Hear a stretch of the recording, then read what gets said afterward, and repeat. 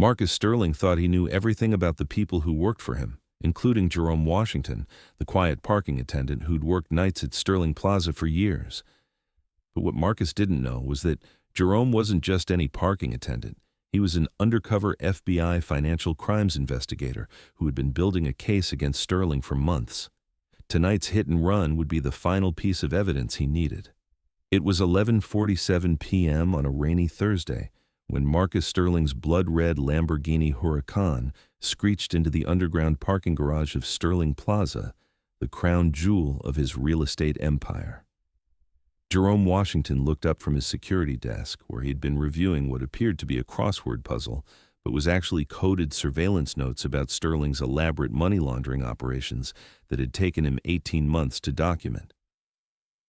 For those 18 months, Special Agent Jerome Washington of the FBI's Financial Crimes Division had worked the night shift in this parking garage, invisible to the billionaire whose criminal enterprise he was systematically dismantling piece by piece.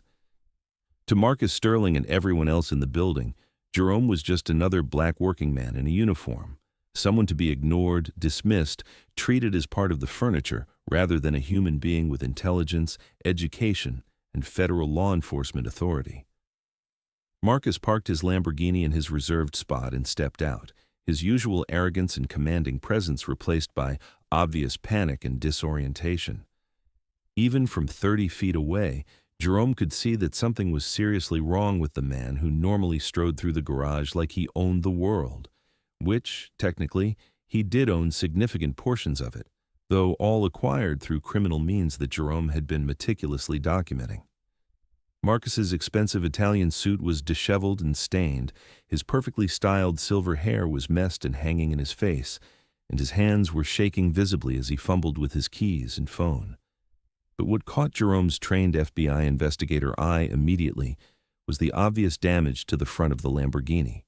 The headlight was completely shattered, the front bumper was severely dented and hanging at an odd angle, and there was something dark and wet smeared across the front grille that looked suspiciously like blood and organic matter. "Washington!" Marcus called out, his voice echoing through the concrete garage with a desperate edge that Jerome had never heard before in all his months of covert observation. "Get over here right now. I need your help with something important." Jerome had been waiting 18 months for Marcus Sterling to make the kind of catastrophic mistake that would give the FBI everything they needed to bring down his entire criminal organization, which included money laundering for 3 different organized crime families, tax evasion schemes that had defrauded the government of over $200 million, and a real estate fraud operation that had displaced hundreds of low-income families from their homes. As he walked across the garage, Jerome realized that tonight might finally be the night when Sterling's arrogance and sense of invincibility would lead to his complete downfall. "Yes, Mr. Sterling?" Jerome said in his carefully practiced tone of respectful subservience, pulling out a small notebook as if preparing to take routine parking instructions. In reality, the notebook contained a state-of-the-art digital recording device that had captured hundreds of hours of incriminating conversations between Sterling and his criminal associates, including detailed discussions of bribery schemes, witness intimidation, and financial fraud that would have been enough to convict him even without tonight's events. Marcus looked around the garage nervously, his paranoid eyes darting to every corner and shadow as he made sure they were completely alone. His usual commanding confidence had evaporated, replaced by the kind of raw fear that Jerome had seen in combat zones and high-stakes criminal investigations. "I need you to move my car immediately to the back storage area," Marcus said, his voice tight with barely controlled panic. "Hide it behind the utility vehicles where absolutely no one can see it from any angle. Can you do that for me right away?" "Is there some kind of problem with your regular parking spot, sir?" Jerome asked, playing his role of confused but helpful employee, while his investigator mind cataloged every detail of Sterling's appearance, demeanor, and the obvious evidence of vehicular impact on the Lamborghini. "Don't ask unnecessary questions," Marcus snapped with some of his old arrogance returning briefly before fear took over again. "Just do exactly what I tell you to do. And Washington, this is extremely important. You never saw me here tonight. You never saw my car. As far as you know, I haven't been in this building since yesterday afternoon around 3 o'clock. Do you understand what I'm telling you?" Jerome pretended to consider this unusual request carefully, though his FBI-trained mind was already racing through the legal implications of what Sterling was asking him to do. In his 18 months undercover, he had documented Marcus Sterling's elaborate financial crimes in meticulous detail. The shell companies used to launder drug money, the fraudulent real estate transactions that had stolen millions from pension funds, the bribery schemes that had corrupted judges and city officials throughout Chicago and 3 surrounding states. But tonight, Marcus Sterling was apparently adding vehicular manslaughter and obstruction of justice to his already extensive list of federal crimes, and he was doing it while trying to make an undercover FBI agent his accomplice. "I'm not sure I understand completely, Mr. Sterling," Jerome said, maintaining his facade of simple confusion. "Why would I need to lie about seeing you here? Is there something specific you're worried about?" Marcus pulled out his wallet with hands that were visibly trembling and extracted a thick stack of $100 bills that Jerome estimated to be worth at least $5,000. The money was slightly damp, and Jerome noticed what appeared to be small bloodstains on some of the bills. "Because I'm going to pay you $5,000 cash to forget that the last 15 minutes ever happened," Marcus said, his voice taking on the commanding tone he usually used when he believed money could solve any problem. $5,000, Washington. That's more than you make in 2 months doing this job. All you have to do is move my car, keep your mouth shut, and pretend you never saw me tonight." Jerome stared at the blood-stained money while calculating the full scope of what he was witnessing. $5,000 would indeed seem like a life-changing amount to a parking attendant making $30,000 a year. But to an FBI special agent who was about to bring down a billionaire criminal organization, it was simply additional evidence of attempted bribery of a federal officer, which carried its own substantial prison sentence. "Mr. Sterling, that's an enormous amount of money for something as simple as moving a car," Jerome said, allowing a note of suspicion to enter his voice. "I have to ask, is there something I should know about, something that might be illegal? Because I've always been an honest person, and I wouldn't want to get involved in anything that could get me in trouble with the law." Marcus's panic was becoming more obvious by the minute, and Jerome could see sweat beading on his forehead despite the cool temperature in the underground garage. The billionaire's usual composure and calculated cruelty were being replaced by the desperate fear of a man who realized his entire world was about to collapse. "Listen to me very carefully, Washington," Marcus said, his voice dropping to what he probably thought was a conspiratorial whisper, but was actually the perfect volume for Jerome's recording equipment. "Sometimes people like me, people with significant business interests and complex financial arrangements, have problems that working people like you wouldn't understand or need to worry about. Tonight I had a small traffic incident. Nothing serious, just an unfortunate accident. But there might be some unwanted attention from police officers who don't understand the complexities of my situation." "What kind of traffic incident?" Jerome asked, though he could already see the answer written in blood across the front of the Lamborghini.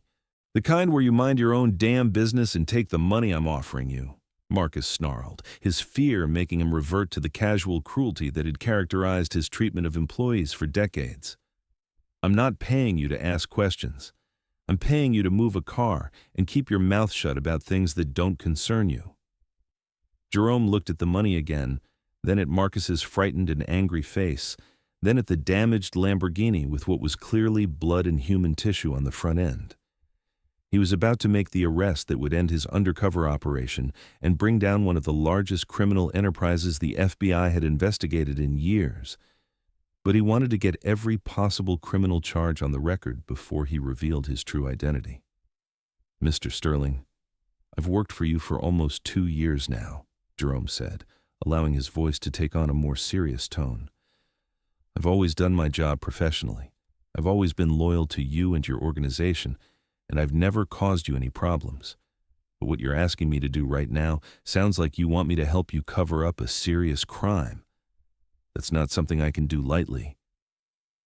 "It's not a crime," Marcus said desperately, his composure finally cracking completely as the reality of his situation began to sink in. "It was just an accident. a completely unavoidable accident. But you know how the media treats successful people like me. They'll blow everything completely out of proportion and try to destroy my reputation and my business over something that wasn't even my fault. If it was really just an unavoidable accident, why not simply report it to the police like any law-abiding citizen would do? Jerome asked, though he already knew the answer would provide him with everything he needed to complete his investigation. Marcus's facade of innocence collapsed entirely, and the truth came pouring out in a torrent of self-justification and criminal confession. Because I had been drinking at dinner, okay? I had a few drinks with some business associates, and I might have been driving a little faster than the posted speed limit. And there was this homeless person who stepped into the street without looking properly. It's not my fault that he was somewhere he shouldn't have been. These people, they don't pay attention, they don't follow traffic laws, and when accidents happen, they expect responsible citizens like me to pay for their carelessness. Jerome felt his blood run cold as he processed what Marcus Sterling had just confessed. The billionaire hadn't just committed vehicular manslaughter while driving under the influence. He had killed a homeless person and was now trying to cover it up while showing absolutely no remorse for taking a human life. In Sterling's mind, the victim was somehow responsible for his own death simply because he was poor and vulnerable. "You hit someone with your car?" Jerome asked, wanting to get every detail of the confession recorded. "Just some vagrant," Marcus said dismissively, as if the victim's economic status somehow made his life less valuable. "Some homeless person who probably had mental health issues or drug problems. No one important. No one who has family or friends who will miss him or cause problems for me. The kind of person who's basically invisible to society anyway." Marcus shoved the blood-stained money toward Jerome with increasing desperation. "Take the cash, hide the car in the back storage area, and we'll both pretend this entire conversation never happened. It's a simple business transaction, Washington. You get more money than you've probably ever seen at one time, and I avoid unnecessary complications from a tragic accident that wasn't really anyone's fault." Jerome looked at the money one final time, then made the decision that would end Marcus Sterling's criminal career forever and transfer his billion-dollar empire to the very community he had spent decades exploiting and destroying. "Mr. Sterling," Jerome said quietly, his voice taking on a completely different tone that carried the authority of federal law enforcement, "I'm afraid I can't do what you're asking me to do." Marcus's face turned red with rage and disbelief. "What did you just say to me?" "I said I can't do that. You're asking me to become an accessory to vehicular manslaughter, obstruction of justice, and destruction of evidence. You're asking me to help you cover up a crime where you killed an innocent person while driving drunk. I won't do that." "You're just a parking attendant!" Marcus screamed, his voice echoing through the garage as his sense of entitlement and superiority finally exploded into open fury. "You're nobody! You're less than nobody! You think you can refuse a direct order from me? I own this building. I own this entire city. I can have you fired with one phone call, and I can make sure you never work anywhere in this state again." Jerome smiled for the first time in 18 months of playing his undercover role, and it was a smile that carried the satisfaction of a man who had finally reached the moment he had been working toward through hundreds of hours of careful investigation and personal risk. "Actually, Mr. Sterling," Jerome said calmly, "you can't fire me, and you definitely can't threaten my career, because I don't really work for you, and I never have." Marcus blinked rapidly, confusion replacing anger as his alcohol-impaired brain struggled to process what Jerome was telling him. "What the hell are you talking about? You've worked here for 2 years. I've seen you every night." Jerome reached into his pocket and pulled out his FBI credentials and badge, holding them up so Marcus could read every detail clearly. "Special Agent Jerome Washington, Federal Bureau of Investigation, Financial Crimes Division. Mr. Marcus Sterling, you are under arrest for vehicular manslaughter, driving under the influence resulting in death, obstruction of justice, attempted bribery of a federal officer, destruction of evidence, and approximately 47 additional charges related to your extensive money laundering operation, tax evasion schemes, and racketeering conspiracy that I have been investigating for the past 18 months. The color drained completely from Marcus's face as the full magnitude of his situation hit him like a physical blow. He staggered backward, grabbing the concrete wall for support as his legs seemed to give way beneath him. "You're FBI," Marcus whispered, his voice barely audible. "That's impossible. You're just a parking attendant.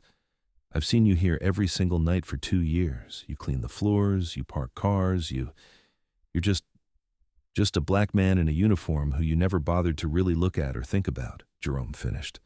"That was exactly the point, Mr. Sterling. You see working people, especially people of color, as invisible and unimportant. That made me the perfect undercover agent to investigate your criminal organization. You never suspected that the quiet, respectful parking attendant might be the one person in this building with the power and authority to bring down your entire empire." Marcus slumped against the wall as the reality of his complete downfall began to sink in. "This is impossible. You've been here every night. I've watched you work. You've parked my car hundreds of times." "And every single one of those times I was gathering evidence," Jerome said, pulling out his phone to call for FBI backup and crime scene investigators. "Every conversation you had in this garage, every illegal meeting with your criminal associates, every discussion of money laundering and tax evasion, I recorded all of it. Every financial document you thought you destroyed, every witness you thought you intimidated, every bribe you thought was secret, I documented everything." Jerome hit speed dial on his phone, and within seconds he was connected to FBI Deputy Director Patricia Chen. "Director, this is Agent Washington. Operation Sterling Shield is complete. I have Marcus Sterling in custody on multiple charges, including vehicular homicide. I need immediate backup, crime scene investigators, and a full forensics team at Sterling Plaza Underground Garage." Within 15 minutes, the parking garage was swarming with FBI agents, Chicago police officers, Cook County coroner investigators, and federal crime scene technicians. Marcus Sterling was read his Miranda rights and arrested on multiple federal charges, while his blood-stained Lamborghini was impounded as evidence in both the hit-and-run case and the larger federal racketeering investigation. The homeless victim turned out to be Robert Hayes, a 58-year-old Vietnam veteran who had been living on the streets for 3 years after losing his apartment due to a medical bankruptcy. He had been walking to a nearby shelter when Sterling's Lamborghini struck him at an estimated speed of 60 miles per hour in a 30-mile-per-hour zone. The impact had killed him instantly, and Sterling had fled the scene without even slowing down or checking to see if his victim was alive. But the most shocking revelations were still to come, and they would transform not just the criminal case, but the entire economic landscape of downtown Chicago. The next morning, Special Agent Jerome Washington sat in FBI Director Patricia Chen's office at the Federal Building, still processing the magnitude of what his 18-month undercover operation had accomplished. On the desk between them were not just the criminal charging documents that would send Marcus Sterling to federal prison for the rest of his life, but also the civil asset forfeiture papers that would strip the billionaire of every penny he had acquired through criminal means. "Exceptional work, Agent Washington," Director Chen said, reviewing the thick stack of evidence files that Jerome had compiled during his time undercover. 18 months deep cover, and you've given us one of the largest financial crimes convictions in FBI history. Sterling's entire business empire was built on money laundering, tax evasion, real estate fraud, and criminal conspiracy. Every asset he owns was acquired with proceeds from illegal activities. "What happens to all of his property and businesses?" Jerome asked, though he suspected he already knew the answer. "Everything gets seized under federal asset forfeiture laws," Director Chen explained. "The office buildings, the real estate development companies, the offshore bank accounts, the luxury vehicles, even his personal residence. All of it becomes property of the United States government. We'll auction everything and use the proceeds for law enforcement operations and victim compensation programs." Jerome nodded, then asked the question that had been weighing on his mind since Sterling's arrest. "What about Sterling Plaza specifically? The building where I worked undercover for 18 months. Director Chen smiled, and Jerome could see that she had been anticipating this exact question. That's very interesting that you should ask about that particular property. Sterling Plaza is worth approximately $250 million and occupies an entire city block in prime downtown real estate. However, because it was so central to Sterling's criminal operations and will be featured prominently in what's likely to be a very high-profile trial, it's unlikely that any major real estate investment company will want to purchase it at auction. Too much negative publicity and political risk. So what happens to a building that nobody wants to buy?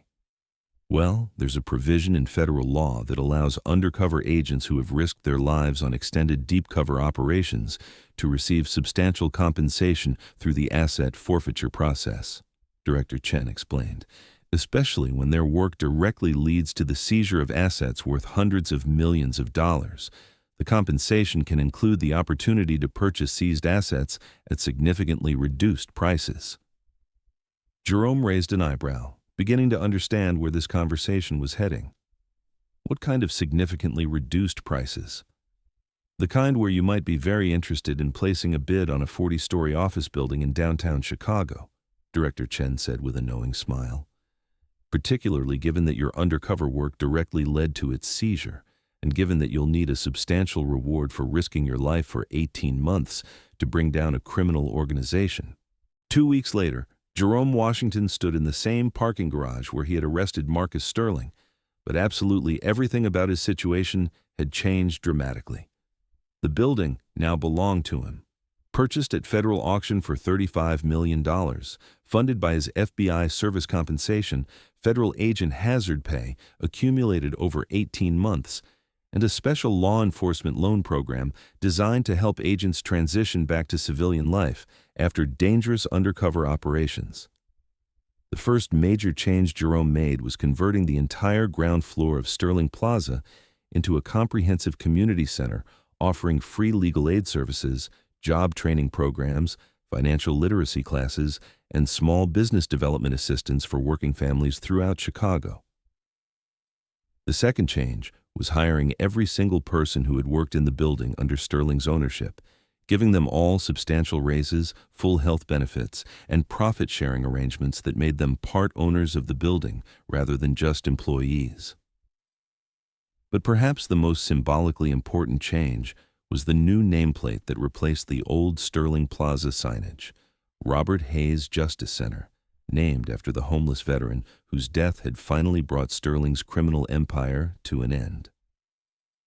Marcus Sterling, meanwhile, was serving a life sentence without possibility of parole in federal prison, convicted on 49 separate charges including vehicular manslaughter, racketeering conspiracy, money laundering, tax evasion, real estate fraud, bribery of public officials, and attempted corruption of a federal officer.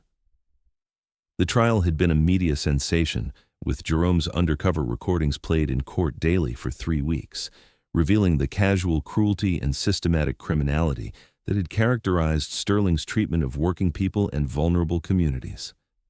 The homeless veteran's death had also sparked a citywide movement for homeless rights and services, resulting in new affordable housing programs and mental health services funded entirely by Sterling's seized criminal assets.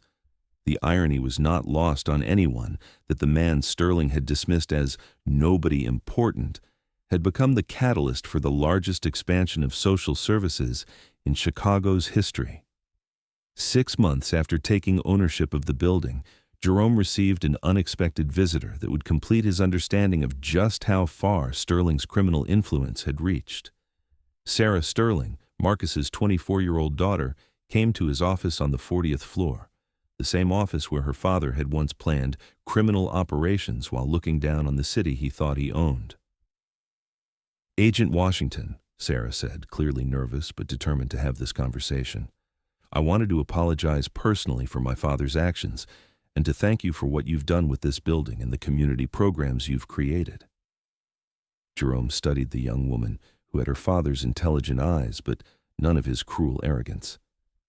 "You don't owe me any apologies for your father's choices, Ms. Sterling. Every person is responsible for their own actions." "Actually, I do owe you an apology," Sarah insisted. "I worked in this building during college summers and winter breaks. I saw how my father treated employees, especially people of color and working-class families. I witnessed the casual racism, the deliberate cruelty, the way he talked about people like they were disposable. I should have said something. I should have reported what I saw. "What will you do now?" Jerome asked, curious about how someone raised in such wealth and privilege would rebuild their life after their family's complete downfall. Sarah looked out the floor-to-ceiling windows at the city her father had once thought he controlled through corruption and intimidation. "I'm finishing my law degree at Northwestern University. I want to become a federal prosecutor, specializing in white-collar crime and public corruption cases. I want to make sure that people like my father can't hurt working families and vulnerable communities the way he did for so many years." Jerome was impressed by the young woman's genuine commitment to justice and her willingness to dedicate her life to undoing the kind of damage her father had caused. "That sounds like important work. If you're serious about that career path, I might have some opportunities available here. The Robert Hayes Justice Center is partnering with several law schools to provide real-world experience in financial crimes investigation and community legal services." Sarah's eyes lit up with genuine enthusiasm. "You would consider hiring me? After everything my father did, after all the people he hurt?" "Your father spent decades believing that working people were invisible and unimportant," Jerome replied. "The best way to honor the people he hurt is to make sure their children and grandchildren have opportunities he tried to deny them. But more than that, you understand something that your father never learned, that justice isn't about punishment, it's about healing communities and preventing future harm." "What made you become an FBI agent?" Sarah asked. "What made you willing to spend 18 months undercover in that parking garage watching my father commit crimes every night?" Jerome was quiet for a moment, considering how much of his personal story to share. "I grew up in a neighborhood not far from here. My father worked 2 jobs, construction during the day, security at night, just to keep our family housed and fed. When I was 16, a landlord like your father forced us out of our apartment through fraudulent eviction proceedings. My father spent his life savings fighting the case in court, but the landlord had bribed the judge. We lost everything." "What happened to your family?" "My father died of a heart attack 2 years later. The stress of losing our home, the financial strain, the humiliation of being cheated by people with more money and power, it killed him. My mother died 6 months after that. I joined the military, then the FBI, because I wanted to make sure that what happened to my family couldn't happen to other families." Sarah was quiet for a long moment, processing the weight of what Jerome had shared with her. "So when you were arresting my father, you were thinking about your parents." "I was thinking about Robert Hayes, the homeless veteran your father killed," Jerome corrected. "I was thinking about all the families your father had evicted from their homes through fraudulent real estate schemes. I was thinking about the workers whose pension funds he had stolen, the small business owners he had driven into bankruptcy through predatory lending. Your father hurt thousands of people over the years. My parents were just 2 of them." A year later, the Robert Hayes Justice Center had become a national model for community-based legal services and economic development. Jerome's transformation of Sterling's criminal empire into a force for community healing had attracted attention from law enforcement agencies, civil rights organizations, and urban development experts across the country. The building that had once been a symbol of corruption and exploitation had become a beacon of hope and opportunity. The community center on the ground floor served over 1,500 families per month. The legal aid clinic had helped recover more than $12 million in stolen wages, prevented hundreds of wrongful evictions, and provided free legal representation for families who couldn't afford attorneys. The job training programs had placed over 800 people in good-paying careers with full benefits. Jerome Washington, the parking attendant who had been invisible to the powerful, now served on the Chicago Police Board, worked as a senior advisor to the FBI Director on Undercover Operations and White-Collar Crime Investigation, and was widely considered one of the most effective law enforcement officers in the country. But he never forgot the fundamental lesson he had learned during those 18 months wearing a uniform and being treated as invisible. that the most dangerous person in any room is often the one everyone else assumes doesn't matter, and that real power comes not from wealth or status, but from the courage to do what's right when the stakes are highest. On quiet Sunday evenings, Jerome would sometimes walk through the parking garage where he had spent so many nights gathering evidence and building the case that would transform his life and his community. He would think about Marcus Sterling, who had been so blinded by his own privilege and prejudice that he never realized the man he was trying to bribe was the very person who held the power to destroy everything he had built through crime and cruelty. Marcus had looked at Jerome Washington and seen a black parking attendant, someone powerless, invisible, unimportant, easily bought and controlled. Instead, he had been looking at an FBI special agent with 18 months of evidence against him, evidence that would not only send him to prison for life, but transfer his entire criminal empire to the very community he had spent decades exploiting and destroying. The night Marcus Sterling offered Jerome Washington $5,000 to hide a murder, he thought he was buying the silence of a working man who had no choice but to comply with the demands of wealth and power. Instead, he was handing his billion-dollar criminal empire to someone who understood that real justice means transforming systems of oppression into engines of opportunity. Sometimes the most important victories in the fight for justice happen quietly, in parking garages and office buildings, recorded one conversation at a time by people who have learned to be invisible while gathering the evidence that will change everything. And sometimes the best revenge isn't destroying your enemies. It's building something so positive and transformative from their downfall that their legacy of harm becomes a foundation for healing they never intended to create.